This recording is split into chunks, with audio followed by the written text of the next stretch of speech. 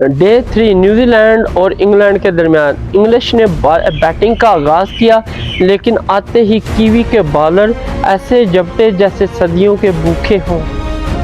Kiwi की bowling देख के इंग्लिश बैटर हुए खौफजदा और कोई भी बैटर उनके सामने जम के मुकाबला ना कर सका। इंग्लिश टीम को आज सहारा ना दे सके जाए रूट, जोकोब बैथल, उसके बाद हैरी ब्रोक और इनके कैप्टन बेन स्टोक्स। न्यूजीलैंड के ताबड़तोड़ वार जारी, क्या डे 3 में भी वो अच्छी परफॉर्म देते नजर आएंगे? New Zealand bowler good comeback, good strategy. अस्सलाम वालेकुम, मेरा नाम नासिर अलिया, आप देख रहे हैं क्रिकेट एनालिस्ट विद नासिर। जितने भी सुनने वाले जानने वाले हैं उनको खुशामदीद कहते हैं। जो भी न्यू मेरे चैनल पे विजिट कर रहा है उनसे रिक्वेस्ट है मेरे चैनल को सब्सक्राइब और लाइक शेयर मत करें। आज हम आपको बताएंगे न्यूजीलैंड और इंग्लैंड के दरमियान थर्ड टेस्ट मैच डे 3 के हवाले से कौन सी टीम ने आज अच्छा परफॉर्म किया। और यहाँ पे मैं बताता चलूँ तो मैच काफ़ी दिलचस्प मरहले में दाखिल हो चुका है और यहाँ पे मुझे ऐसा फील हो रहा है कि मैच का फैसला जो है 5 डेज के अंदर अंदर होता नजर आ रहा है और किसी एक के जानब जाएगी ट्रॉफी। तो यहाँ पे मैं बताता चलूँ तो इंग्लैंड भी बड़ी अच्छी पोजीशन में था। डे 2 के हवाले से अगर हम बात करें तो वहां पे 2 विकेट के नुकसान पे 223 रन बनाए और बड़ी विकेट सेटल लगी हुई है जोकोब बैथल और साथ में जाय रूट। अगर जोकोब बैथल की बात करूं तो 74 रन बनाकर नॉट आउट थे और जाय रूट जो है वो 21 रन बनाकर उनके साथ मौजूद थे। तो इन दोनों की एक अच्छी पार्टनरशिप कंटिन्यू हुआ और यहाँ पे डे 3 में इन दोनों ने आगाज किया। और यहाँ पे मैं आपको बताता चलूं तो इंग्लिश की जो टीम है सेम कंडीशन उनको भी फेस करना पड़ी न्यूजीलैंड की तरह। जिस तरह न्यूजीलैंड के डे 1 में 361 रन थे और उसके बाद 438 पे ऑल टीम पूल ने नोट की। तो यहाँ पे भी इंग्लिश के जो नेक्स्ट बैटर है और डे 3 में ओपनिंग जो सेशन 1 है उसमें प्लेइंग करते हुए बैटिंग करते हुए इंग्लिश को जो है वो काफ़ी प्रॉब्लम फेस करना पड़ी। और यहाँ पे मैं बताता चलूँ तो न्यूजीलैंड के बॉलर ने बड़ी अच्छी गिरफ्त संभाली और डे 3 के जो इनिंग है इंग्लिश की उनको कंट्रोल में किया और काफ़ी हद तक वो कामयाब होते भी दिखाई दिए। अगर मैं बात करूं जाय रूट और साथ में जोकोब बैथल तो ये दोनों ही नाकाम रहे डे 3 में और आते ही पुलिन गए और अपनी टीम को एक बड़ा झटका दिया। और यहाँ पे मैं बताता चलूं तो जोकोब बैथल जो कि 74 पे क्रीज पे मौजूद थे और उसके बाद जाय रूट की बात करूं तो ये भी 21 रन बनाकर क्रीज पे मौजूद थे। तो इन दोनों ने इनिंग खेली और यहाँ पे जाय रूट जो कि बगैर कोई रन डे 3 में बनाए पवेलियन लौटे 21 पे ही ये आउट हुए। 200 कहने के 24 पे थर्ड खिलाड़ी इंग्लिश का पवेलियन गया और नथन स्मिथ ने इनको आउट किया। उसके बाद अगर हम बात करें जोकोब बैथल तो वो भी कुछ अच्छा सरवाइव ना कर सका हैरी ब्रोक के साथ और यहाँ पे जोकोब बैथल भी 74 ही रन पे पवेलियन लौटे और डे 3 में कोई भी रन ना कर सके और 224 जस्ट एक ही रन पे 2 विकेटें इंग्लिश की बड़ी जो सेटल थी वो पवेलियन लौटी और यहाँ पे ये विल अरोकी का शिकार हुए। उसके बाद इंग्लिश की विकेटों का सिलसिला वक्फे वक्फे से जारी रहा और इन दोनों के बाद हैरी ब्रो कुछ अच्छी पार्टनरशिप और रन करते नजर आए। बाकी अगर इनके बात करूं मैं दीगर प्लेयर जैसे कि इनके पास जेमी स्मिथ थे और उसके बाद बेन स्टोक, तो ये कुछ खास साथ ना दे सके हैरी ब्रोक का और काफी ट्रबल करना पड़ा इंग्लिश को अपनी फर्स्ट इनिंग और डे 3 में। यहाँ पे बात करूं तो हैरी ब्रोक और जेमी स्मिथ के दरमियान भी कुछ बड़ी पार्टनरशिप ना लग सकी। जेमी स्मिथ एक ही रन बनाया और 5वें खिलाड़ी थे जो 234 पे पुनियन गए नथन स्मिथ का ये शिकार हुए। मुझे ऐसा लग रहा था कि इंग्लिश जो है वो बारी टैरल जो है वो अपने ऊपर लेने में कामयाब होगी क्योंकि उनके जो प्लेयर हैं वो कुछ खास परफॉर्मेंस नहीं दे रहे और न्यूजीलैंड की जो पोजीशन है वो काफी मुस्तकम नजर आ रही है और न्यूजीलैंड का ऐसा लग रहा था कि ये जो है वो 150 प्लस तक लीड को ले लेंगे। लेकिन यहाँ पे हैरी ब्रोक और बेन स्टोक के दरमियान एक 56 रन की पार्टनरशिप लगी और हैरी ब्रोक ने इस कहने के लीड को कम किया टैरल को और अपनी टीम के लिए कुछ रन किए जिसकी वजह से इंग्लिश जो है वो टैरल को अचीव करते हुए दिखाई दिया। यहाँ पे 6 खिलाड़ी की बात करें तो बेन स्टोक थे 15 ही रन बनाए पवेलियन लौटे और 290 पे कहने के इंग्लिश के 6 खिलाड़ी जो हैं वो पवेलियन लौट चुके थे और यहाँ पे जकरिया फॉक्स ने इनको आउट किया।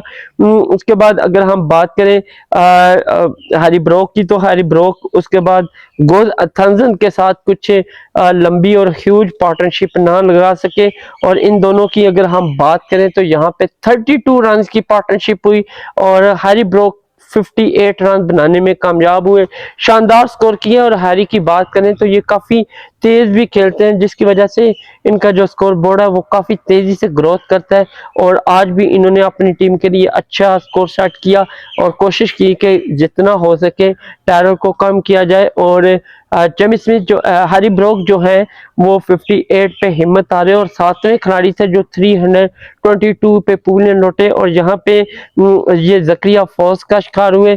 उसके बाद अगर हम बात करें गोज अथंजन और साथ में जाफर आर्चर, तो इन दोनों के दरमियान 8 रन का इजाफा हुआ और यहाँ पे मैं बताता चलूं तो जाफर आर्चर से जो कि 15 रन बनाकर 350 पे पवेलियन लौटे और नथन स्मिथ का ये शिकार हुए। उसके बाद गोज अथंजन जो है वो 9वें खिलाड़ी थे जो 354 पे पवेलियन लौटे और ये विल अरोकी का शिकार हुए। उसके बाद जोश टांग आते ही पवेलियन गए और 154 पे इंग्लिश टीम की पूरी टीम जो है वो ढेर होती दिखाई दी और अगर मैं बात करूं तो काफी अच्छी लीड लेने में कामयाब हुआ न्यूजीलैंड। और यहाँ पे बताता चलूं तो जकरिया फॉक ने आखिरी शिकार किया। यूं इंग्लिश साइड की हम बात करें तो टॉप स्कोरर जैकब बैथर है जिन्होंने 74 बनाए डे 3 में। उसके बाद अगर बात करूं तो सेकंड हैरी ब्रोक ने जिन्होंने 58 स्कोर किया। अगर मजबूरी टॉप स्कोरर की हम बात करें तो बेन डकर है जिन्होंने 130 रन बनाया और अपनी टीम के लिए बेस्ट परफॉर्मेंस दी।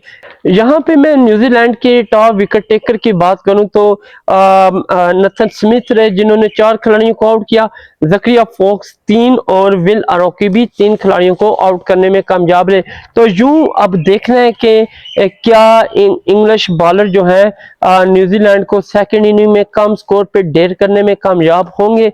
अगर वो हो गए तो फिर कहने के लीड को कम टारगेट में तब्दील कर सकते हैं इंग्लिश बॉलर्स। अदरवाइज अगर न्यूजीलैंड अच्छा टारगेट देने में कामयाब हो गया तो फिर इंग्लिश को हार से कोई नहीं रोक सकता क्योंकि डे 4 और 5 अभी पूरा पड़ा हुआ है। तो यहाँ पे न्यूजीलैंड ने अपनी सेकंड इनिंग का आगाज किया और ओपनिंग स्टैंड टॉम लथम और डेविड कॉनवे ने इनिंग को आगे की जानिब बढ़ाया। और इनकी बात करूं तो ये दोनों ही अर्ली पवेलियन गए और यूं अर्ली ब्रेक थ्रू हासिल किया इंग्लिश बॉलर ने। जाफर आर्चर ने टॉम लथम को 4 रन पे पवेलियन भेजा। उसके बाद सेकंड खिलाड़ी भी जाफर आर्चर के हिस्से में आया डेविड कन्वे जिन्होंने 5 रन बनाए और पवेलियन गए। उसके बाद हेनरी निकल्स और साथ में रविंद्रा के दरमियान 39 रन की पार्टनरशिप हुई, स्कोर को कुछ अच्छा करने की कोशिश की और यहाँ पे हैनी निकल्स 16 रन बनाकर गोज अथंजन का शिकार हुए। यूं न्यूजीलैंड जो है अपनी अर्ली 3 विकेटें गवा बैठे। उसके बाद रविंद्रा और डैरन मिचेल ये दोनों आखिरी विकेट समझी जाती थी और यहाँ पे इन पे ही तजिया हो रहा था कि अगर ये खेलने में कामयाब होगी और अच्छी पार्टनरशिप देने में कामयाब हुए तो फिर जो है वो न्यूजीलैंड अच्छा टारगेट देने में कामयाब होता नजर आएगा। तो इन्होंने बड़े अच्छे और स्मूथली तरीके से अपनी इनिंग को आगे की जाना बढ़ाया, 69 रन की पार्टनरशिप दी और आउटस्टैंडिंग परफॉर्मेंस दी रविंद्रा ने। जैसा कि फर्स्ट इनिंग में वो कुछ खास परफॉर्मेंस ना दे सके लेकिन सेकंड में उन्होंने 60 रन बनाकर अपनी टीम के लिए बेस्ट परफॉर्मेंस दी और नॉट आउट है। यहाँ पे डैरेन मिचेल की बात करूं तो वो भी उनके साथ है, 26 रन बनाकर नॉट आउट है। अगर मजमूई स्कोर की मैं बात करूं डे 3 के एहतताम पे न्यूजीलैंड की सेकंड इनिंग में 120 रन बना, 3 खिलाड़ी इनके पवेलियन गए, 35 ओवर इन्होंने खेले अब तक। और यहाँ पे मैं बताता चलूं तो न्यूजीलैंड की जो टोटल लीड है वो 204 तक पहुंच गई है और देखते हैं कि न्यूजीलैंड डे 4 में अपनी क्या हिकमत अमली अपनाएगा और क्या वहां पे कामयाब होता दिखाई देगा या नहीं। तो यहाँ पे मैं बताता चलूँ तो इंग्लिश ने बड़ा जोर लगाया कि अर्ली हम 3-4 आउट कर लें, लेकिन वो 3 तक ही रुके रहे और रविंद्रा ने उनका जो प्लान है वो हाथ में मिला दिया और एक अच्छी पार्टनरशिप दी, जिसकी वजह से न्यूजीलैंड का जो स्कोर है मजमूई स्कोर जो लीड को मिला के 204 तक पहुंच गया। और अब देखते हैं कि रविंद्रा डे 4 में क्या पोजीशन अपनाएगा, क्या सेंचुरी बनाने में कामयाब हो पाएगा या नहीं। तो यहाँ पे इंग्लिश के बॉलर्स की भी अगर हम बात करें तो उनका कड़ा इम्तिहान है डे 4 में कि वो अर्ली विकेटें हासिल कर पाते हैं या नहीं। तो ये था एनालिसिस डे 3 के हवाले से।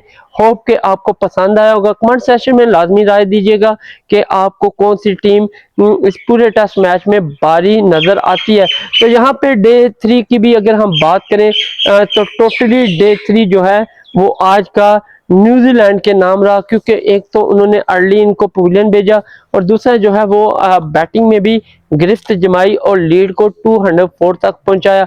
तो अब देखते हैं डे 4 किसके नाम रहता है और कौन सी टीम अच्छी परफॉर्मेंस करती है। तब तक के लिए इजाजत दें, अल्लाह हाफिज, मिलते हैं नेक्स्ट वीडियो में।